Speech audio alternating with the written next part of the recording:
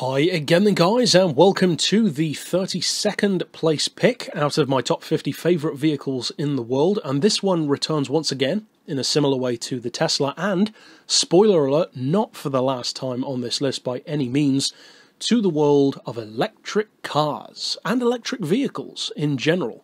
Now, a lot of people don't like electric cars. I can understand that. They don't make any noise for the most part, or not a general noise. Some people don't like the lack of top-end speed, which more often than not is to protect the batteries and conserve efficiency. They could go faster if the companies allowed it, just most aren't designed for that.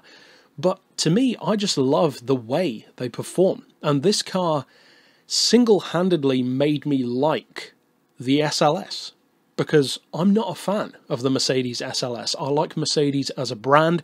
I love the SLR. I love the CLK GTR.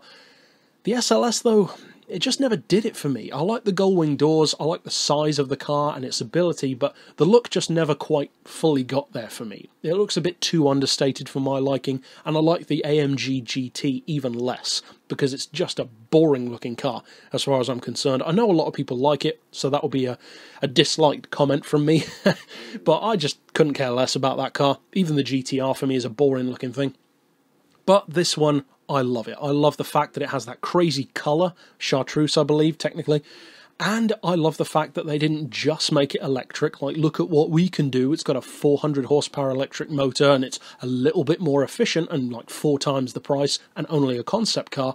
No, they didn't do that. A lot of people do think this is a concept car, but it isn't. They made 8 of these, so it's super rare, super exclusive, but it is a purchasable vehicle, and it actually comes in a couple of different visual styles, some of which I do like more than others, but definitely in that colour, for sure. This is kind of like the second generation Ford Focus RS to me, which I only love in green. That's kind of like with this car. Now, with all of that in mind, what they did with the SLS electric drive, I think is great, because they gave it so much more power and torque than even the Black Edition has, 740 horsepower. The 0 to 60 on this thing is, I believe, just under 3 seconds. The top-end speed is still limited to around 155, for the reasons that I mentioned earlier, conserving the battery, making it more efficient.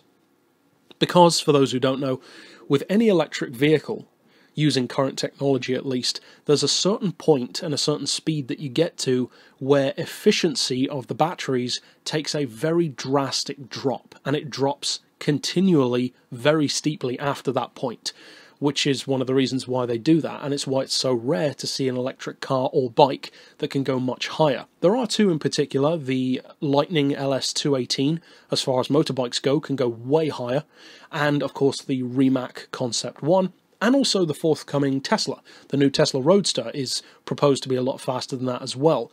And I think it's the IO9, that Nürburgring lap record setting car. Not a huge fan of that one, ironically, but I like its tech. I believe that one's also faster than a typical electric sports car as well. This one, though, you've got to remember, came out much earlier. This is like Tesla kind of time, the Tesla Model S or even the Roadster. It's a much older car compared to the electric vehicles and electric supercars of now, and yet it's still fantastic. It's extremely heavy, it weighs well over 2 tons, but you've got all-wheel drive, independent wheel control, to put it simply, and the result is that you have a car which can corner far better than it has any right to. As Top Gear proved, it can do say a quarter-mile drag, I think it was, quicker than the Black Edition can, which I'm sure electric haters hate to see. And I just love everything about this car. It's one of those vehicles which, in a similar way, kind of, to the Ascari A10, is a car which I love a lot more than I potentially could have because of its production run. Because the Ascari, as I said, I wanted to be higher, but the lack of production really hurts it for me. Because it's not like a race car where you can just appreciate it on its own, and it's never intended for production. It's not, because the Ascari was, and kind of didn't, so sort of like a failure. This car could have very easily not happened, and the fact that they made 8 of them is really impressive to me. It's not that Mercedes couldn't afford to, but I am surprised that they did, very pleasantly surprised. I love everything about the car, and even though it looks, apart from the colour, essentially identical to a normal SLS, to me, that withstanding, I love it so much more. The SLS usually I couldn't care less about. This one, I absolutely love it. and I love the fact also that it was featured in Drive Club, and it's one of my favourite cars to just cruise around and drift with. Top-end speed is probably its biggest performance weakness. Well, it definitely is, really. But apart from that, I love everything about it. So overall, it's a pretty obvious reason why it's here. I love electric cars, and this is a very, very nicely set up one in pretty much every way. The look, the pricing, the production run, the tech, certainly. It's a really nice example of how to do an electric car well. But that's it for this pick. Of course, if you want to check out others in my top 50 favourites, you can click through to the playlist at the end to do that. But for now, as always, thanks for watching.